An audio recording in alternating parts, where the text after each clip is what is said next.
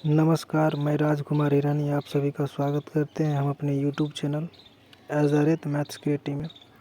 तो आज हम क्लास 8 का वीडियो बना रहे हैं। बहुत सारे स्टूडेंट बोल रहे थे कि सर एक बार फिर से वीडियो बनाएं, क्योंकि उस वीडियो में जो है सारे क्वेश्चन को हम समझा नहीं पाए थे। तो उसके लिए कमेंट बहुत आ रहे थे कि सर एक बार फिर से वीडियो बनाया जाए। तो एक बार हम फिर से जो है वीडियो बना रहे हैं क्लास 8। पूरे क्वेश्चन को हम डिटेल में आज सॉल्व करेंगे। तो जितना ज़्यादा हो सके वीडियो को शेयर कीजिएगा, चैनल को सब्सक्राइब कीजिएगा। तो फटाफट चलिए जो है सॉल्यूशन देखते हैं कि क्वेश्चन का। तो सबसे पहला क्वेश्चन बोला है the number of even factors of 2450। तो 2450 का जो है इवन फैक्टर कितना है वो हमको बताना है। तो देखिए सबसे पहला नंबर 5450 का जो फैक्टर जो आएंगे वो हम आपको लिख के बता रहे हैं। 2450 का इवन फैक्टर जितना आ जाएगा, ठीक है ना। एक तो 1 आ जाएगा, ठीक, एक 2 आ जाएगा, एक 5 आ जाएगा, एक 7 आ जाएगा, एक 10 आ जाएगा, एक 14 आ जाएगा, एक 25 आ जाएगा, 35 आ जाएंगे, ठीक, 49 आ जाएंगे, 50 आ जाएंगे, 70 आ जाएंगे, 98 आ जाएंगे, 175 आ जाएंगे, 245 आ जाएंगे, 350 आ जाएंगे, 490 आ जाएंगे, 1225 आ जाएंगे एंड 2450 आ जाएंगे। तो इसमें जो जो इवन फैक्टर है उसको आप गोला घेर दीजिए, बाहर निकाल लीजिए, वही नंबर ऑफ इवन फैक्टर आ जाएगा। तो पहला इवन फैक्टर 2 हो गया, एक ये हो गया, एक 10 हो गया, एक 14 हो गया, उसके बाद ये 50 हो गया, 70 हो गया, 98 हो गया, फिर 350 हो गया, 490 हो गया, उसके बाद लास्ट हो गया। तो टोटल काउंट कीजिएगा तो टोटल 9 है। 1 2 3 4 5 6 7 8 9। तो 9 जो इवन फैक्टर्स है। तो पहला का जो आंसर आ गया 9 सी। क्वेश्चन नंबर 2 में बोल रहा है कि the unit digit of this, मतलब इस सारे को सिंप्लीफाई करने के बाद यूनिट डिजिट पे क्या आएंगे। तो ऐसे सवालों को सॉल्व करने का एक ट्रिक है, हम बता रहे हैं। सॉल्व करने का क्या ट्रिक है कि जो ये 2 दूना 4 आ गया, ठीक है ना, 4 गया प्लस, फिर ये 4 दूना 8 देंगे, प्लस 7 को 1 से मल्टीप्लाई कीजिएगा 7 देगा, उसके बाद 7 को 7 से मल्टीप्लाई कीजिएगा तो 49 देगा, ठीक।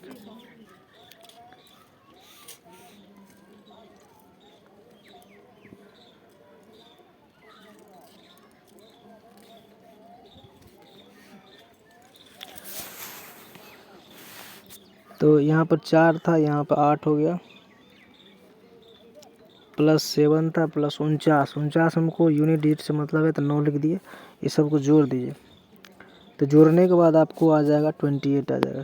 तो हमको यूनिट प्लेस पे बोला है डिजिट कौन सा है, तो 8। तो आपका ऑप्शन नंबर डी आ जाएगा, ठीक।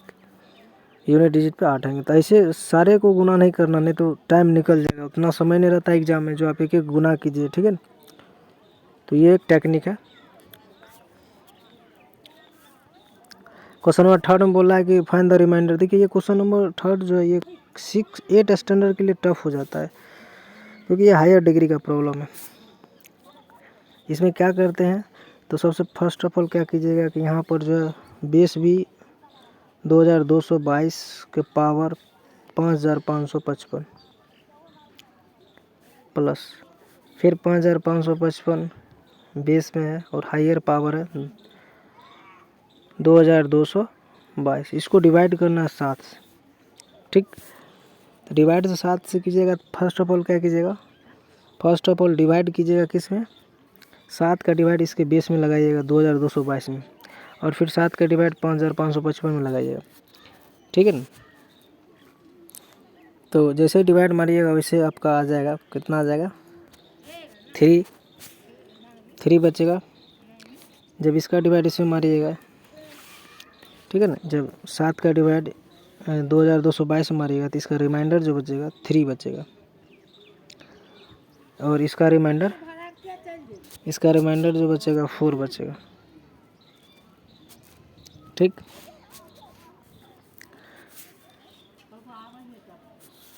तो यहाँ पर क्या होगा, 3 की पावर 555 अब हो जाएगा, ठीक है ना। 3 की पावर में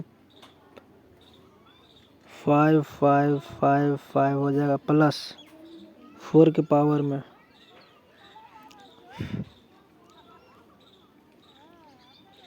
4 के पावर में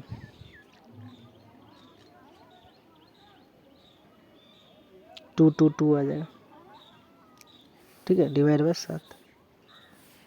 अब इसके बाद क्या करना है, इसके बाद जो है हम इसको क्या लिख सकते हैं, ऐसे लिख सकते हैं, देखिए क्या 3 के पावर में 555 है, मतलब 3 जो है 555 बार मल्टीप्लाई में होगा, इसका मतलब हम 3 को हम एक बाहर कर लेते हैं मल्टीप्लाइड, ठीक है ना।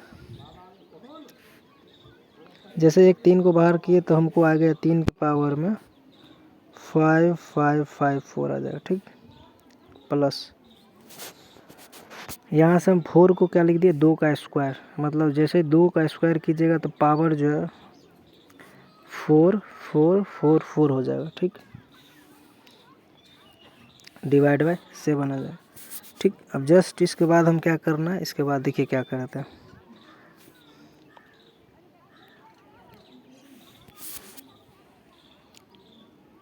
इसके बाद जो हम करेंगे क्या, एक तो हम 3 बाहर ले लिए थे मल्टीप्लाइड बाय 3 के पावर में था कितना 5554, ठीक,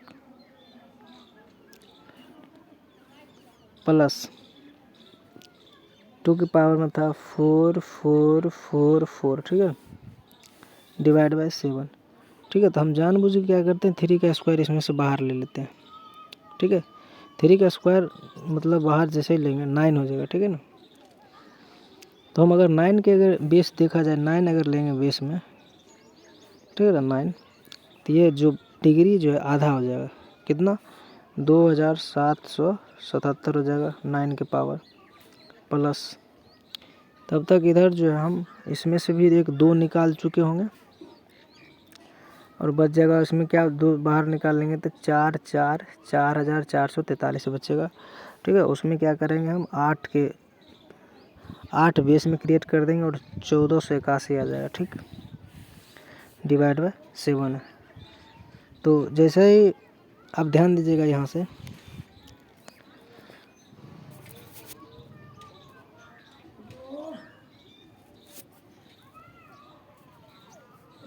अब इसके बाद जो अगला स्टेप में देखिए हम क्या कर रहे हैं, ध्यान दीजिएगा। अब इसके बाद क्या करेंगे, ठीक है, यहाँ था 3 और इनटू बेस में था 9 क्रिएट किए हुए थे, ठीक है, 9 जो था और ऊपर में बेस में था 2777, ठीक है, डिवाइड बाय 7, ठीक, प्लस यहाँ पर था कितना 2 बाहर कर लिए 8 के पावर में 1481, ठीक है, जैसे डिवाइड बाय 7 था, ठीक। तो हमने अलग अलग कर लिया, जब इसका 7 का डिवाइड 9 में जाएगा तो 2 बचेगा रिमाइंडर, इसको हम लिखेंगे 3 इंटू 2 के पावर में 2 2777, ठीक है, प्लस इसको 7 से डिवाइड रहने देंगे, प्लस जैसे हम 7 का डिवाइड 8 में मारेंगे तो रिमाइंडर एक बच जाएगा, तो बाहर में 2 का 2 ही रहेगा, 2 इंटू 1 के पावर में 1481, तो हमको 1 ही देगा और ये 7 का 7 ही रहेगा, तो यहाँ बच गया 2/7 बच गया, ठीक है। जैसे अब हम क्या करेंगे, इस 2 को हम लिख देंगे 8, कैसे लिखेंगे अभी हम बता रहे हैं, ठीक है। इसको हम कैसे तोड़ेंगे देखिएगा ध्यान से कि हमने 3 तो पहले से था और 2 बच गया था, जब हम रिमाइंडर 2 बचा हुआ था, 2 के पावर में था 2777/7 प्लस इधर था 2/7 बच गया था इधर, तो 2 अब हमको क्या करना है 7 के क्लोज ले जाना है। आप ध्यान दीजिएगा कि जिससे डिवाइड कर रहे हैं उसके हम क्लोज नंबर बनाने की कोशिश कर रहे हैं।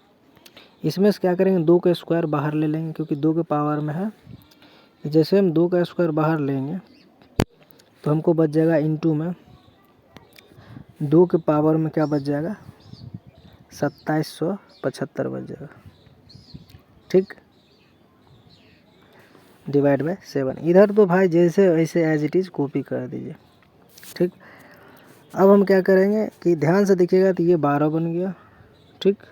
अब हम इस 2 को हम 8 बना सकते हैं, कैसे 8, अगर हम इसको हम लिख देते हैं 8, 2 को हम 8 लिखते हैं तो पावर क्या हो जाएगा 3 टाइम्स कम हो जाएगा, मतलब 3 टाइम्स डिवाइड में आ जाएगा, कैसे आ जाएगा डिवाइड में, देखिएगा ध्यान से कि जैसे इधर तो 12 लिखा हुआ है, 12/7, ठीक है। और ये 8 जैसे ही बेस में लिखेंगे तो पावर में जो है क्या हो जाएगा, 3 का डिवाइड जाएगा तो 3, 925 बन जाएगा पावर। आप लोग ध्यान से देखिएगा, ये खुद भी कर सकते हैं। इधर एज इट इज 2/7 आएगा, तो ध्यान दीजिएगा जब 7 का डिवाइड 8 में जाएगा तो रिमाइंडर 1 बचेगा, ठीक है। तो 1 का पावर कुछ भी दीजिएगा तो 1 हो जाएगा, तो 12/7 ये बच गया प्लस 2/7, तो यहाँ 14/7 आ गया। मतलब पूरी कम्प्लीटली डिवीजन हो गया, मतलब रिमाइंडर क्या आ गया, रिमाइंडर आ गया 0, ठीक है। तो ये टेक्निक है बनाने का। 8th स्टैंडर्ड के लिए टफ ये सवाल हो गया। अब चलते हैं अगला क्वेश्चन। क्वेश्चन नंबर 4 में बोल रहा है कि 5 kg of rice of 6 per kg is mixed with 4 kg of rice to get a mixture of consisting 7 rupees per kilo, then the price of costlier is. तो इसमें क्या करना है, यहाँ पर लिखा हुआ है कि जब 6 रुपये प्रति किलो के, मतलब 6 रुपये प्रति किलो, मतलब 1 किलो चावल का दाम 6 रुपया था, तो वो 5 kg चावल था, ठीक है ना। उसको क्या किया, मिक्स किया गया 4 किलो चावल के साथ, जिसका दाम 7 रुपया पर किलो था। तो मिक्स करने के बाद क्या हुआ, चावल का क्वांटिटी बदल गया, तो उसका प्राइस पूछ रहा है कितना रुपया पर किलो पड़ेगा, ठीक है। तो इसमें देखिएगा क्या करते हैं। सबसे पहले नंबर, पहले चावल की कुल कीमत क्या होगा, ठीक है ना। फर्स्ट चावल का जो कुल कीमत कितना होगा,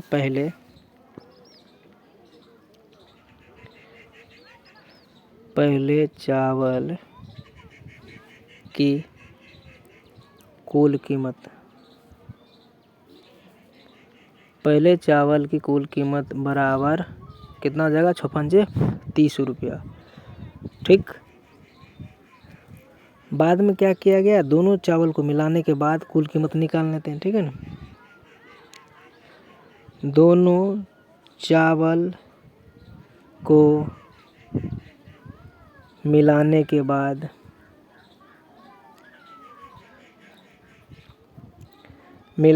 बाद कुल कीमत,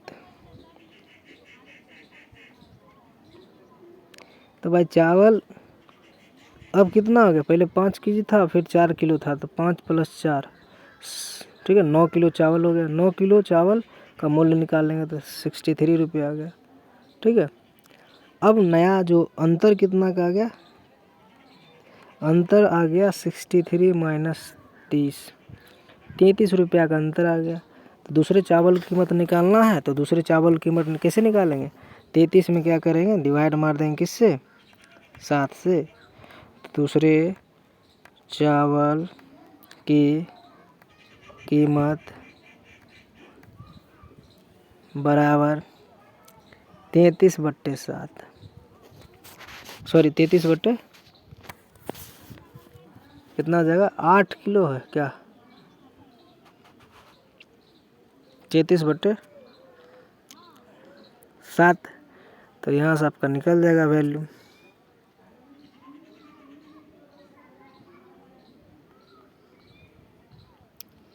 ठीक, यहाँ से आ जाएगा दूसरे चावल की कीमत आ जाएगा, सॉरी 33/8 नहीं आएगा, 33/4 आ जाएगा, ठीक है ना।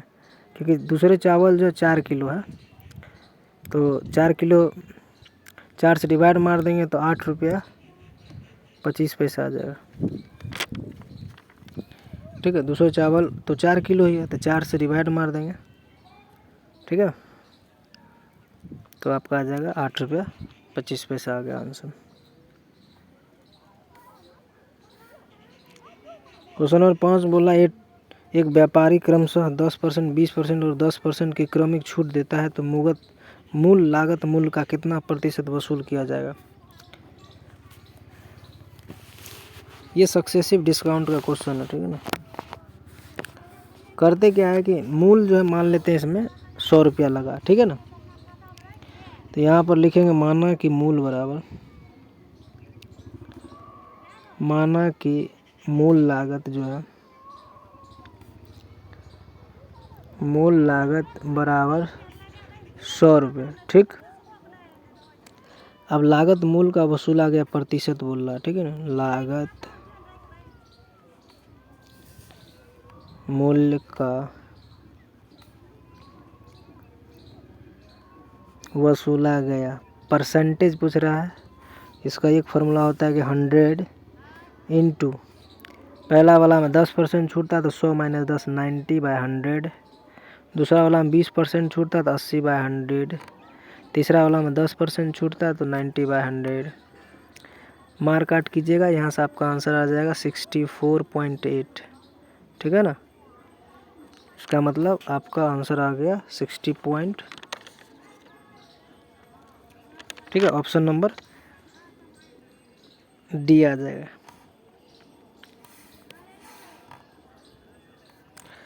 क्वेश्चन नंबर 6 बोला गौरवी का मासिक वेतन ₹1 है, इसमें से वह X रुपये खर्च करती है। अगले महीने उसके वेतन में 80% और उसके व्यय में D% की वृद्धि हुई, बचाई गई नई राशि क्या है?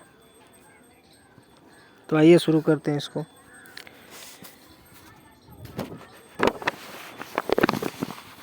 तो यहाँ पर लिख लेंगे गौरवी का मासिक वेतन कितना था, ₹1 था। तो गौरवी का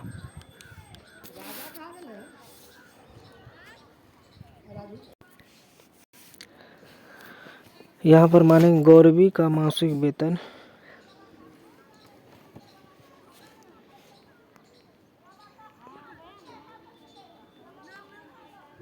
गौरवी का मासिक वेतन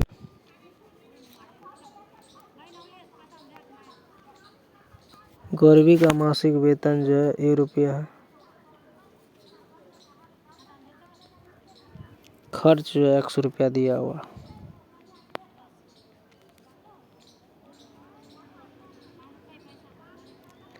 अब दूसरा महीना से क्या हुआ कि C% वेतन बढ़ गया और D% व्यय की वृद्धि हो गई, बढ़ गया। भाई आमदनी बढ़ा तो खर्चा भी बढ़ गया, तो यहाँ लिखेंगे दूसरा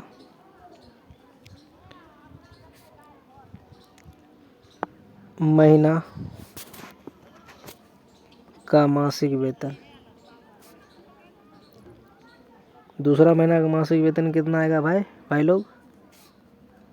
यहाँ पर आ जाएगा A + C% इंक्रीज किया।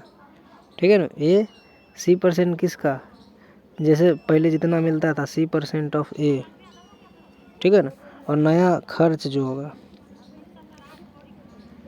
इसमें भी क्या आएगा, X + D% ऑफ X। ठीक है ना, पुराने वाले के रिस्पेक्ट में हर चीज़ बढ़ रहा है। तो बचत बोल रहा है क्या होगा, तो बचत वाला हम क्या होगा, मासिक वेतन माइनस खर्च निकाल लेंगे। ठीक है, नया बचत निकल जाएगा।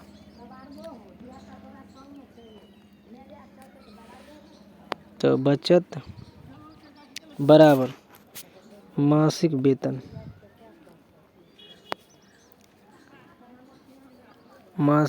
माइनस खर्च। तो मासिक वेतन आपको निकल जाएगा, कितना था, A + C/100 Guna A minus X + DX/100। ठीक है, इसको जब आप सिंप्लीफाई कीजिएगा तो option number A is the right answer आ जाएगा। ठीक है, यहाँ से ये कॉमन लीजिएगा बाहर, तो यहाँ बचेगा 1 + C/100 माइनस यहाँ से x कॉमन लीजिएगा तो 1 + D/100 आ जाएगा। ठीक है ना, ये आपका आंसर आ जाएगा, बचत का आ जाएगा। ये आपका ऑप्शन नंबर ये में दिख रहा होगा।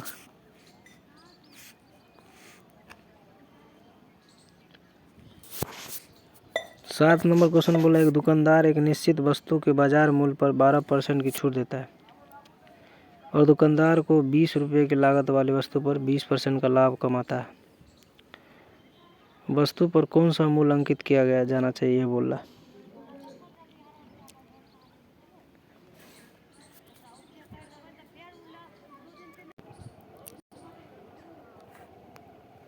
क्वेश्चन नंबर 7 में क्या बोल रहा है,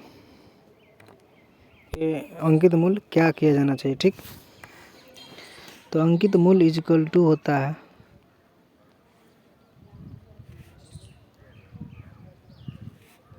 बराबर, ठीक है, 20 × 120/100। ठीक है, उसके बाद जो है इनटू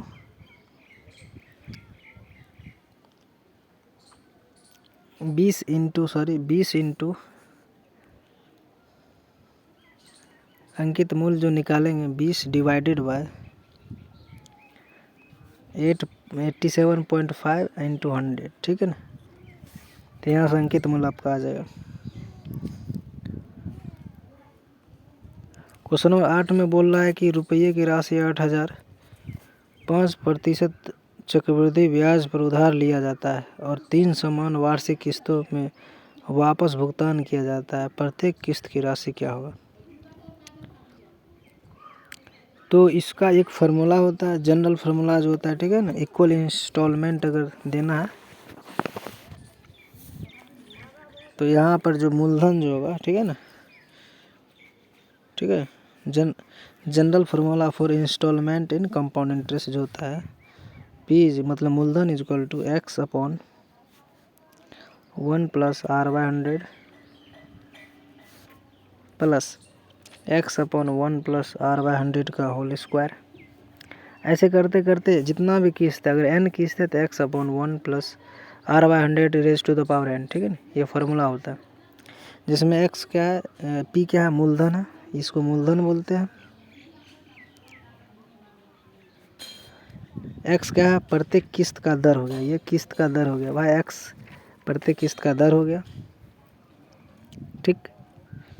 r क्या है, दर हो गया, ठीक है। ये r जो है रेट हो गया, दर जिसको बोलते हैं। और n क्या है, किस्तों की संख्या। ये n का मान क्या है, किस्तों की संख्या। तो इस पर आप बैठा लीजिएगा तो आपका आंसर आ जाएगा, ठीक है ना।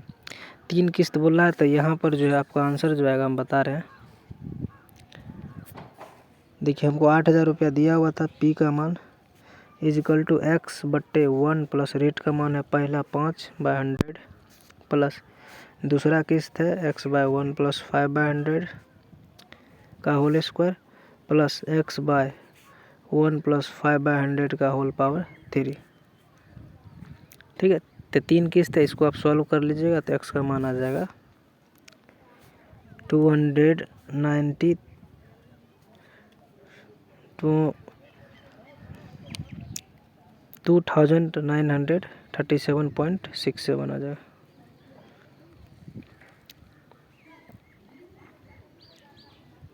ठीक है ना। आपका आंसर आ जाएगा यहाँ से x प्रत्येक किस्त में 2937 रुपया, ठीक है। तो आपका आ जाएगा ऑप्शन ए।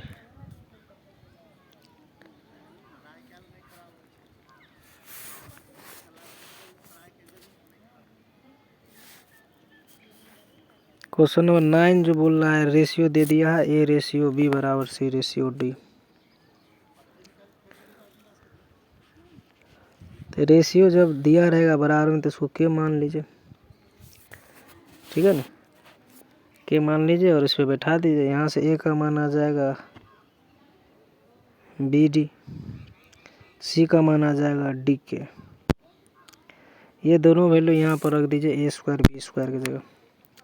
A² की जगह रखिएगा तो ये आ जाएगा B² प्लस D², जिसमें B² कॉमन ले लीजिएगा, D² प्लस 1 बचेगा अंदर। नीचे में क्या आएगा, फिर से नीचे में जो है C की जगह DK आ जाएगा तो D² प्लस K² तो D² कॉमन ले लीजिए, अंदर में बचेगा, सॉरी D² कॉमन आ जाएगा यहाँ, सॉरी यहाँ K² बचेगा। तो यहाँ भी सॉरी यहाँ पर K आ जाएगा, ठीक है। A बराबर BK, C बराबर DK, तो यहाँ से ये आ गया, ये और ये कट गया तो B² बट्टे D² आ गया।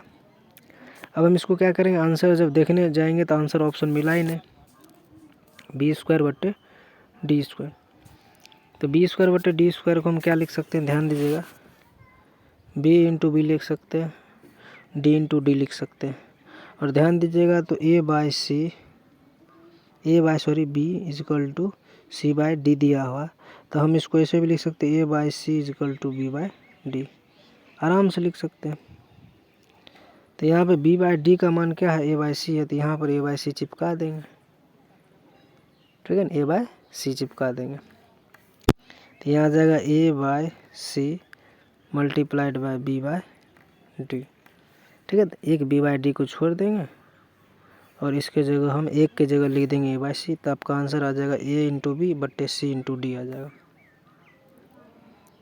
ठीक है ना, तो ऑप्शन नंबर डी आ जाएगा।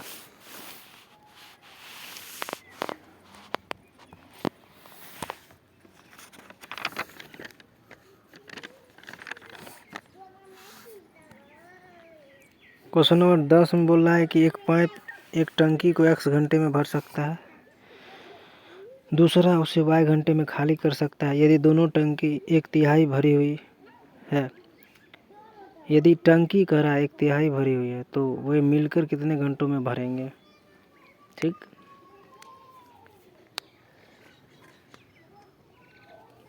सबसे पहला काम इसमें क्या करेंगे कि पहला पाइप जो है मान लेंगे x घंटे में भरता है, लिखा हुआ है।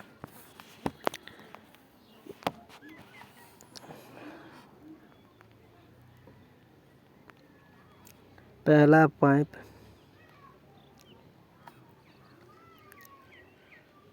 टंकी को पूरा भरता है, ठीक है ना, कितना घंटे में, x घंटे में। चलिए ठीक है, x घंटा आ गया। 1 घंटे में पाइप द्वारा भरा गया भाग, 1 घंटे में पाइप द्वारा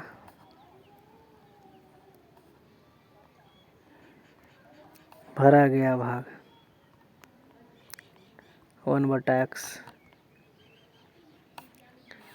1/x आवर होगा। ठीक, फिर दूसरा पाइप जो है बोल रहा है खाली करता है y घंटा, तो दूसरा पाइप द्वारा, ठीक है ना, 1 घंटे में खाली किया गया भाग, खाली किया गया भाग बराबर 1/y हो जाएगा।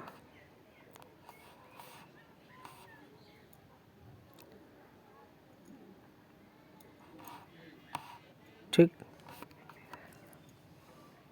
तो दोनों मिलकर 1 घंटे में कितना भरेगा,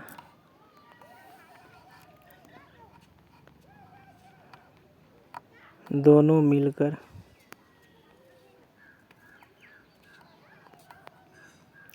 1 घंटे में भरा गया पाइप। तो एक भर रहा है, वो खाली कर रहा है यहाँ पर, तो यहाँ से आ जाएगा y-x/xy। ठीक है ना, अगर पूरा भरने में लगा समय, ठीक है ना, कितना समय लगेगा, डायरेक्ट उल्टा क्या करते हैं, जो नीचे वाला है ऊपर आ जाएगा, ऊपर वाला नीचे आ जाएगा। ठीक है ना, ठीक है, कितना समय ले लेगा पूरा भरने में।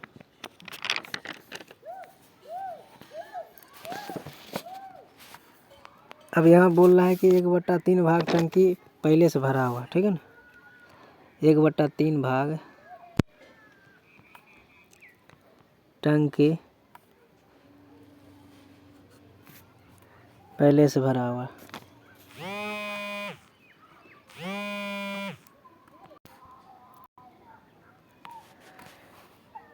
एक बट्टा 3 भाग जो है टंकी पहले से भरा हुआ है, ठीक है, पहले से भरा है। अब बचा हुआ भाग जिसमें भरना है, टंकी को भरा जा सकने वाला भाग,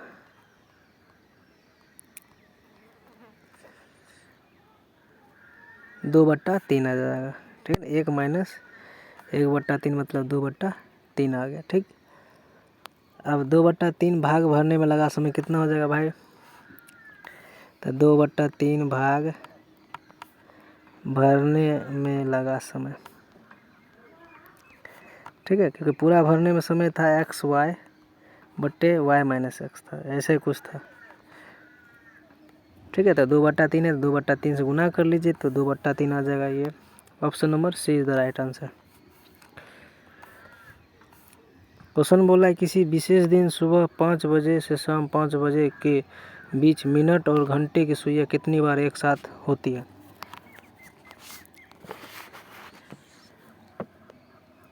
ठीक, तो कुल मिला के जो है हम बता रहे हैं सुबह 5 बजे से लेकर शाम के 5 बजे तक 12 घंटा का समय कितना बार एक साथ मिलेगा। तो सबसे पहला बार जो मिलेगा 5 बज के, सॉरी इसको ऐसे लिख देते हैं सहूलियत के लिए, पहली बार जो मिलेगा 5:25 में मिलेगा। दूसरा बार एक साथ मिलेगा 6:30 पे। तीसरा बार 7:35 पे। ठीक है ना, ऐसे करते करते 8:40 पे, फिर 9:45 पे। ठीक है, फिर 10:50 पे, 11:55 पे, फिर 12 बजे एग्जैक्ट मिल जाएंगे। ठीक है,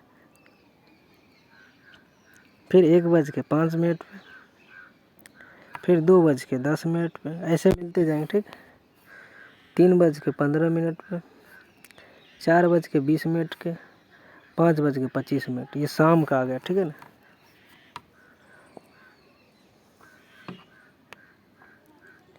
ठीक, तो इसमें काउंट कर लीजिएगा 1 2 3 4 5 6 7 8 9 10 11 12 13, और हमको बोल क्या रहा है 5 और 5 के बीच बोल रहा है। ठीक है ना, 5 बजे से शाम 5 बजे के बीच बोल रहा है, तो बीच मतलब कि दोनों किनारे वाला जो है उसको हटा दीजिए। ठीक है ना, 11 बार एक साथ मिलेंगे। ठीक है ना,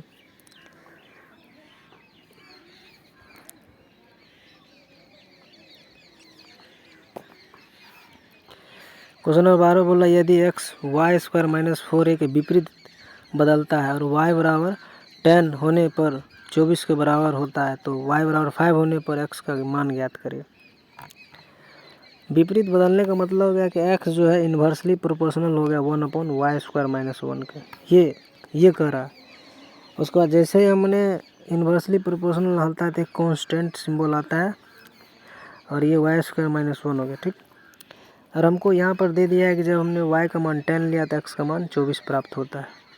ये इसीलिए दिया गया है कि हम k का मान निकालें। तो जैसे x बराबर 24 यहाँ रखना है और y बराबर 10 यहाँ रखिएगा, तो हमको k का मान सॉल्व करके आ जाएगा 24 × 99 आ जाएगा। ये आ गया।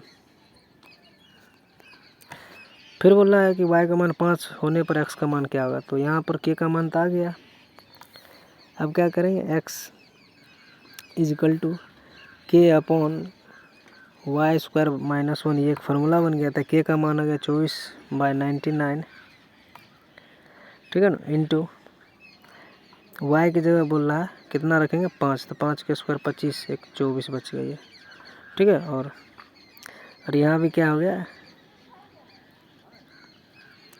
k का मान 24 × 99 था, सॉरी, तो यहाँ पर ये 99 नीचे आएगा, यहाँ 24 से 24 कट गया तो 99 बन गया। तो आपका आंसर ये आ जाएगा।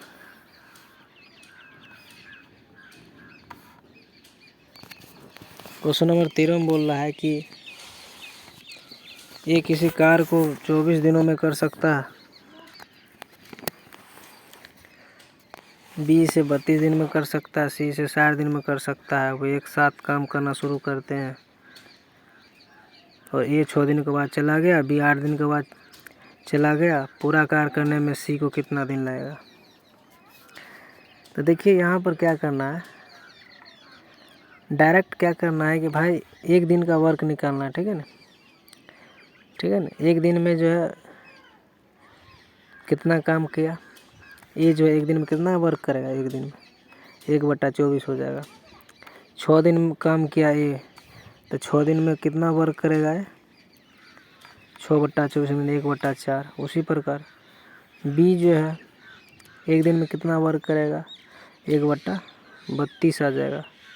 उसके बाद 8 दिन में कितना वर्क करेगा बी, तो 1/4। ठीक है। अब बोल रहा है कि सी अकेले, अब ये दोनों तो हट गया इतना काम करके, और सी भी इसके साथ लगा हुआ था। ठीक है। तो सी इसे 60 दिन में कर रहा है। ठीक है ना। तो सी जो एक दिन में कितना काम करेगा 1/60। तो मान लेते हैं वो x दिन में पूरा किया। ठीक है। तो x/60 हो जाएगा। तो यहाँ से क्या बन जाएगा, तो x/60 plus 1/4 plus 1/4 equal to 1। तो इसको सॉल्व किया तो x का मान 30 आ जाएगा। 30 दिन आ गया। ठीक है ना। ऑप्शन ए आ जाएगा।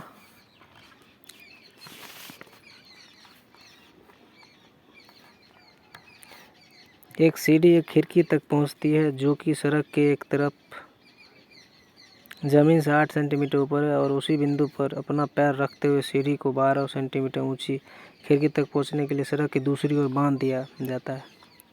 12 सेंटीमीटर ऊंची खिड़की तक पहुंचने के लिए सड़क की चौड़ाई ज्ञात कीजिए बोला। यदि सीढ़ी 13 सेंटीमीटर लंबी हो तो सड़क की चौड़ाई क्या होगा। देखिए एक साइड जो है 12 सेंटीमीटर ऊंचा खिड़की है, और ये रोड मान लीजिए है, और यहाँ से आपने ऐसे पहुंचा दिया खिड़की तक। ठीक है। ये हाइट हो गया 12 सेंटीमीटर। ठीक। ये ए मान लीजिए, ये बी है। फिर यही खिड़की का ये पाद बिंदु है। ठीक है ना। और दूसरा खिड़की जो ज़मीन के 8 मीटर की ऊंचाई पे, तो इसको ऐसे पहुंचा दिए। ये 13, ये भी 13 है, ये 8 मीटर हो गया। ठीक है ना। सॉरी 8 सेंटीमीटर दिया है। ये 1.2 सेंटीमीटर आ जाएगा कि 12 सेंटीमीटर सॉरी पहले से दिया हुआ था। ये 8 सेंटीमीटर इधर दिया हुआ। ठीक है ना। ठीक है। तो जो जैसे वैसे ही रहेगा। ठीक, बदलेगा कुछ नहीं। ठीक है। ये 12 है, ये 8 है सेंटीमीटर है, 13 ये 90 है। ये अगर थीटा है तो ये 90 माइनस थीटा हो जाएगा। ठीक। उसके बाद ये जो है ये 90 डिग्री हो जाएगा। ठीक है। तो ये हो जाएगा 90 माइनस थीटा, ये हो जाएगा 90 थीटा आ जाएगा। ठीक।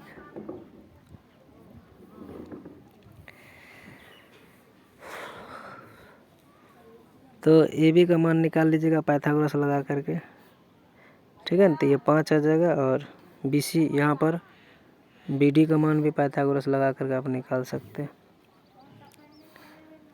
ठीक है ना। पाइथागोरस लगाइएगा तो ये आ जाएगा 10.2 के आसपास। तो 15.2 के आसपास आंसर आ जाएगा आपका। क्वेश्चन नंबर 15 जो है बोल रहा है कि ए बी सी जो है त्रिभुज की भुजाएं हैं, तो और ए स्क्वायर बी स्क्वायर सी स्क्वायर और ए बी बी सी ए है, तो त्रिभुज कैसा होगा। अच्छा क्वेश्चन है, ये माना जाता है। इसमें अलजेब्रा के पकड़ होना चाहिए। तो a square plus b square plus c square, फिर minus a b minus b c minus c बराबर। जैसे हमने 1/2 से मल्टीप्लाई किया तो अंदर में 2a square 2b square 2c square minus 2ab minus 2bc minus 2ca हो जाएगा बराबर 0। और ये जो है ना इसको फैक्टराइज करना है। कैसे करना है फैक्टराइज, तो चलिए हम बताते हैं कैसे कीजिएगा इसको। बाहर में 1/2 रहेगा। ठीक। देखिए हो क्या जाएगा, ए 2a स्क्वायर को हम लिख सकते हैं a square plus a square, 2b square को लिख सकते हैं b square plus b square, और 2c स्क्वायर को लिख सकते हैं c square plus c square. बाहर पहले से minus 2ab minus 2bc minus 2ca। ठीक है ना, बराबर 0 दिया हुआ। ध्यान दीजिएगा तो a square plus b square minus 2b, तो एक कॉम्बिनेशन ये बन गया a माइनस बी का होल स्क्वायर बन गया, प्लस दूसरा है कि b square plus c square minus 2bc, तो ये बन गया b माइनस सी का होल स्क्वायर। और तीसरा ध्यान से देखिएगा तो a square plus c square और माइनस 2ac, इसका मतलब हो गया a माइनस सी का होल स्क्वायर बराबर 0। ये हाफ जो लगा हुआ है बाहर हाफ लगा दीजिए। फिर बाद में जैसे क्रॉस मल्टीप्लाई कीजिएगा 2 का, तो 2 चला गया 0 में। तो यहाँ से हमको क्या बन गया a माइनस बी का whole square plus b minus c का whole square plus c minus c का होल स्क्वायर बराबर 0। ठीक है। अब तीनों तो पॉजिटिव नंबर है, तीनों पॉजिटिव नंबर का सम 0 आ रहा है। तो 0 तभी संभव है जब तीनों ब्रैकेट एक साथ 0 दे दे, मतलब ये भी 0 एंड लगेगा यहाँ पर एंड, और से काम नहीं चलेगा, तीनों एक ही टाइम पे जीरो देगा। तो तीनों एक ही टाइम पे जीरो देगा, इसका मतलब ए बराबर बी बराबर सी बराबर ए, मतलब तीनों साइड बराबर हो गया।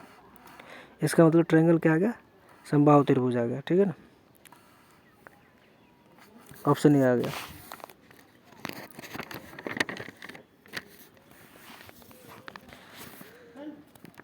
क्वेश्चन नंबर अगला है 16 नंबर, बोल रहा है एक वर्ग है जिसकी भुजा 2 मीटर है, उसके कोने को इस प्रकार काटा गया है कि एक अष्टकोण बन जाता है। तो सभी भुजाओं बराबर है, तो अष्टकोण की प्रत्येक भुजा की लंबाई क्या होगा। देखिए आपके पास एक वर्ग दे दिया है, ठीक, वर्ग दे दिया गया और इसमें क्या किया गया, ऐसे और ऐसे भुजा काटा गया, ऐसे काटा गया ऐसे अष्टकोण बना दे। ठीक है ना, ऐसे। ठीक, ध्यान से देखिएगा, थोड़ा फोटो मेरा गड़बड़ा गया यहाँ पर। ठीक है, अष्टकोण ऐसे काटा गया। ठीक है ना, ऐसे। ठीक है, तो फोटो थोड़ा मेरा सिमेट्रिक नहीं कटा है, जितना दूरी यहाँ से होगा उतना ही दूरी इधर होगा। ठीक है ना, ठीक है, ये सब एक्स एक्स ही है, ये सब एक्स है।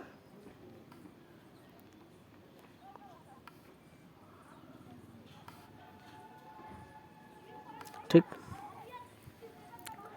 अब हमको पहले से दे दिया है कि वर्ग जो है 2 मीटर है, भुजा की लंबाई टोटल 2 है। ठीक, तो आप ध्यान दीजिएगा, तो ये √2x हो गया। अगर अष्टकोण की अगर भुजा की लंबाई अगर बोले ऐसे बन गया। ठीक है,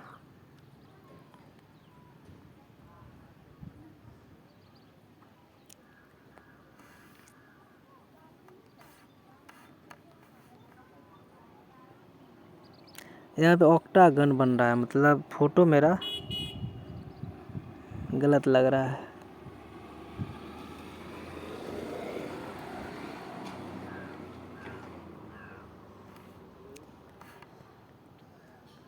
फोटो मेरा थोड़ा गलत बन गया, ऑक्टागन यहाँ बनना था। ठीक है ना, ऑक्टागन ऐसे बनेगा, दिखा रहा है। अष्टकोण मतलब 8 भुजा होना चाहिए, ऐसे एक ऐसे बन जाएंगे। ठीक, ठीक है ना, 1 2 3 4 5 6 7 8, अब भुजा बन गया 8। ठीक, तो जब हम इस पे पाइथागोरस अप्लाई करेंगे तो ये √2x हो जाएगा। ठीक है, ये 90 डिग्री है। ठीक, और जो ये बीच का बच जाएगा वो 2 - x हो गया। ठीक है ना, तो ये तो हमको बन गया √2x। ठीक है, बराबर मिल गया, ये √2x है, तो ये भी √2x हो गया। ठीक, तो ऑक्टागन है तो सारे भुजा बराबर बराबर होंगे। ठीक है ना, तो सब √2x हो गया। अब क्या करेंगे, यहाँ पर ध्यान देने वाली बात यह है कि ये x है, ये भी x है और ये √2x है, इस तीनों का सम 2 के बराबर आ जाएगा। ठीक, क्योंकि आपने देख चुका था कि स्क्वायर था तो ऐसे ऐसे कट हुआ है। ठीक है ना, जिसमें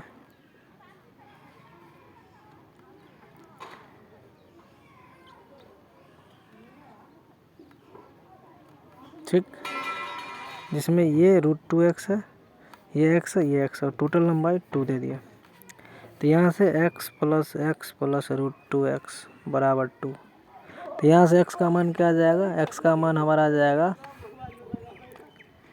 x का जो मान आएगा, x = आ गया यहाँ पर रेशनलाइज करने के बाद 2 - √2 आ जाएगा। ठीक, ठीक है, अब अष्टभुज की प्रत्येक भुजा की लंबाई आ जाएगा, कितना आ जाएगा, अष्टभुज की प्रत्येक भुजा की लंबाई आ जाएगा √2x है। तो √2 से मल्टीप्लाई कर लीजिए, तो √2 से मल्टीप्लाई कीजिएगा तो √2 × 2 - √2 होगा। ठीक, और इसको फिर से रेशनलाइज कर लीजिए। ठीक, रेशनलाइज कर लीजिएगा तो आपका आंसर आ जाएगा, आपका ऑप्शन आ जाएगा बी आ जाएगा, रेशनलाइज करने के बाद। ठीक है, रेशनलाइज कर लीजिएगा, √2 है, इसको रेशनलाइज कीजिएगा 2 - √2, तो 2 + √2 से ऊपर नीचे मल्टीप्लाई कर लीजिए। ठीक, और उसके बाद ऊपर में क्या बन गया, ऊपर में 2 दूना 4 माइनस 2 2 यानी 2√2 बट्टे नीचे में 2 + √2 बन गया। अब यहाँ से नीचे से √2 कॉमन ले लीजिएगा, √2 कॉमन लीजिए, अंदर में बचेगा √2 + 1, ठीक है ना। तो आ गया 2/√2 + 1 ही आ गया।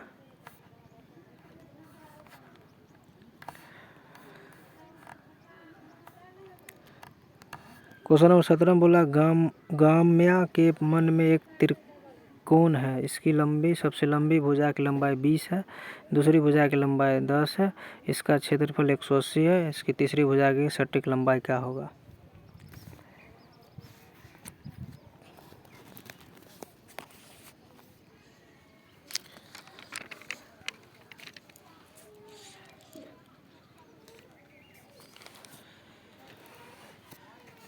तो त्रिकोण बोल रहा है ना, ठीक। सबसे लंबी भुजा की लंबाई 20 दे दिया, ठीक है, क्षेत्रफल 80 दे दिया। तो हमने क्या किया, एक ट्रायंगल बनाना चालू किया ऐसे, ठीक। इसका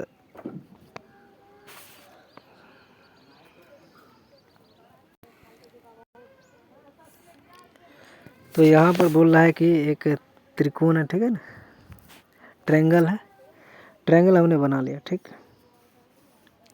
और सबसे लंबी भुजा की लंबाई 20 है, तो ये आपका 20 मान लीजिए, ठीक।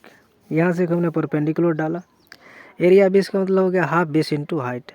अगर हमारा बेस अगर 20 मान लिए तो हाइट हमारा क्या आ जाएगा, 8 आ जाएगा, तभी जाके जो है हमारा क्षेत्रफल जो 80 पूरेगा, ठीक है ना, हाफ बेस इंटू हाइट लगाएगा।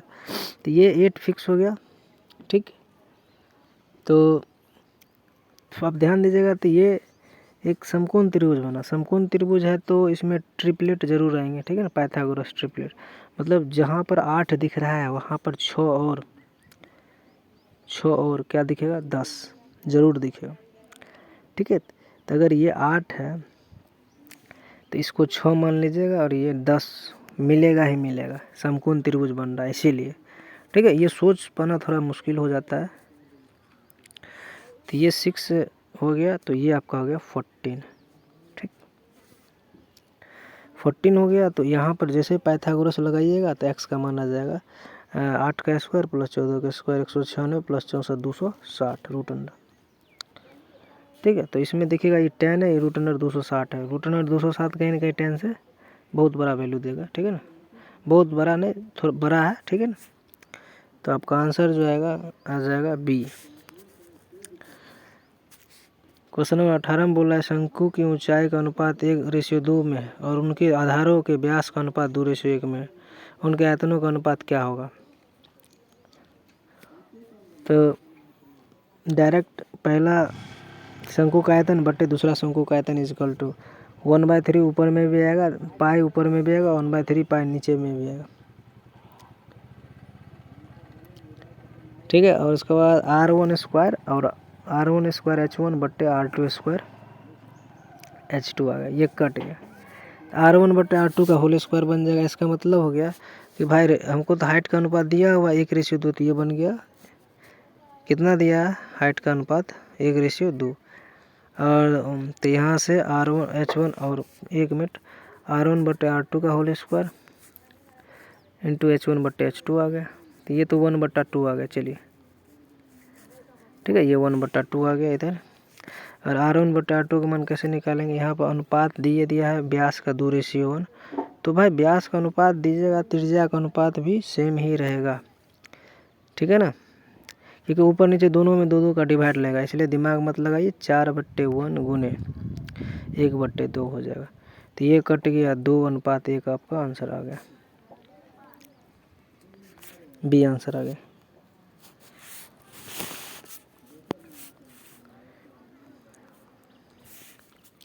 उन्नीस नंबर बोला एक घड़ी की मिनट की सुई 10 सेंटीमीटर लंबी है, प्रातः 9 बजे से प्रातः 9:35 बजे के बीच मिनट की सुई द्वारा वर्णित घड़ी का मुख्य क्षेत्रफल निकाले।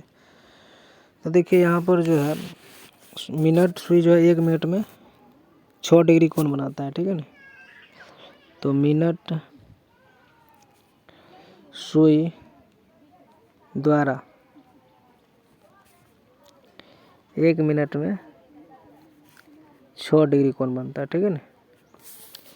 35 मिनट का, तो 35 मिनट में कितना डिग्री बनेगा, 35 × 6 कर देंगे तो 210 डिग्री आएगा। अब यहाँ से क्या करेंगे, वो सेक्टर बना रहा है, ठीक है ना, तो θ/360 गुने πr² लगा देंगे। हमको r का मान 22/7, त्रिज्या 10 दे दिया है यहाँ पर, सुई की लंबाई ही त्रिज्या है, ठीक है ना, और थीटा का मान 210/360 गुने पाई का मान 22/7 गुने 10 का स्क्वायर यानी 100। सॉल्व कर लीजिएगा, 183 पॉइंट समथिंग आंसर आ जाएगा। ऑप्शन आपका आ जाएगा ए। क्वेश्चन नंबर 20 नंबर बोला, हिल्सा में 2000 लोग रहते हैं, इनमें से 9000 ने स्टार टीवी और 12000 ने जी टीवी को सब्सक्राइब किया है। 4000 दोनों की सदस्यता लेते हैं, तो कितने लोग दोनों में से किसी भी सदस्यता नहीं लेते हैं। ये फार्मूला डायरेक्ट लगाइएगा, एक सेट थ्योरी का है, ठीक है ना। नंबर ऑफ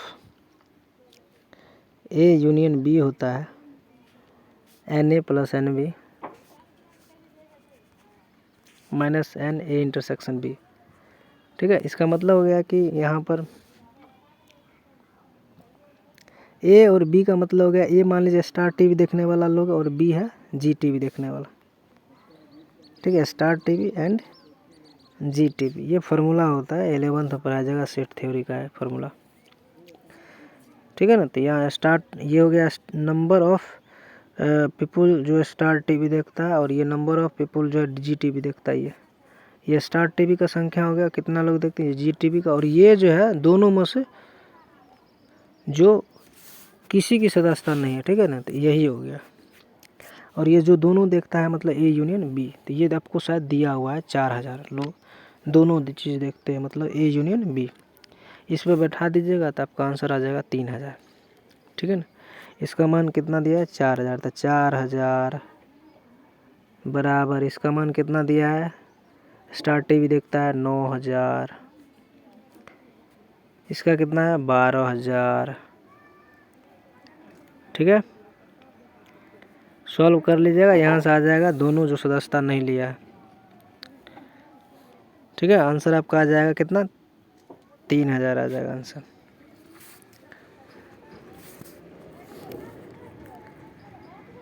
कह रहा है क्वेश्चन नंबर 17 की विरासत में, भाई ये याद करके रखना है। 204 जो है आपका आता है आंसर, ठीक है। यदि किसी पार्टी में हर कोई एक दूसरे के हाथ मिलाता है तो कुल मिलाकर 36 हाथ मिलाते हैं, तो पार्टी में व्यक्ति कितने थे। देखिए इसको, एक तो पार्टी में व्यक्ति द्वारा हाथ मिलाने की संख्या का जो फार्मूला होता है वो n × n - 1/2 होता है, ठीक है। तो यहाँ 36 लोग थे, अब n का मान क्या रखिएगा, जो इधर 36 देगा तो n = 9। ऑप्शन से भी चेक कर लीजिए, नहीं तो 36 दूना 72, n² - n एक द्विघात समीकरण बनेगा, फिर फैक्टराइज कीजिएगा तो वहाँ से n का मान आ जाएगा 9, ठीक। अब ये फार्मूला कहाँ से आया, ये क्रमशः एवं संचय नाम का एक चैप्टर है, जब वो पढ़िएगा तभी जाकर समझ में आएगा, परम्यूटेशन एंड कॉम्बिनेशन, ठीक है। वो चैप्टर जो है दिमाग का विकास, दिमाग की खिड़की खोल देगा, ठीक है ना। तो ऐसे समझिए कि ये कैसे फार्मूला बना है, कि मान लीजिए कि एक पार्टी में 5 आदमी थे, 1 2, ठीक है ना, एक आदमी 2 आदमी, ठीक है, ABCD मान लेते हैं, 3 आदमी मान लेते हैं। तो ध्यान दीजिएगा, तो जैसे ये एक आदमी, पहला आदमी कितने तरीके से इस हाथ मिलाएगा, हैंडशेक करेगा, तब ये इसके साथ हैंडशेक करेगा, इसके साथ, ठीक है ना, तो ये 2 हो गया, 2 तरीके से, ठीक है ना। फिर दूसरा आदमी भी 2 तरीके से कर रहा है, ठीक है, तीसरा आदमी भी 2 तरीके से कर रहा है, ठीक है।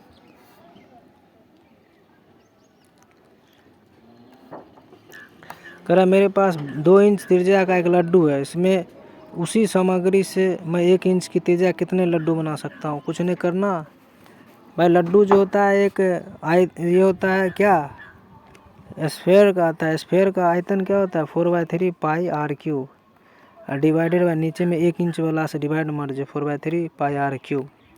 8 गो लड्डू बनेगा, सीधा बात, ठीक। कह रहा है दिए किसी दिए गए आवृत्ति वितरण माध्यिका किसकी सहायता से ज्ञात किया जाता है। मीडियन जो है ओगिव ग्राफ से ज्ञात किया जाता है। ये 10th का है। उसके बाद बोल रहा है कि डेटा का माध्य क्या होगा, तो 1 square plus 2 square plus 3 square से लेके n square divide by n करेंगे, क्योंकि n नंबर। अब आपको मालूम होना चाहिए कि किसी प्रथम n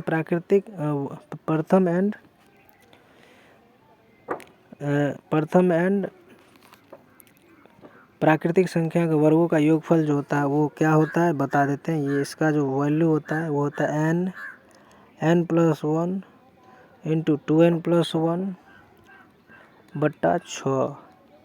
तो ध्यान से दीजिएगा, तो इसके ऊपर अगला स्टेप में आएगा n+1 2n+1 बट्टा 6, और नीचे में क्या है n, पहले से n से n उड़ गया, तो क्या बचता है n+1 2n+1 बट्टा 6।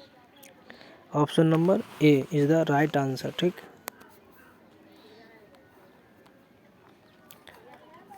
तो ये 25 का 25 क्वेश्चन का डिस्कशन हो गया।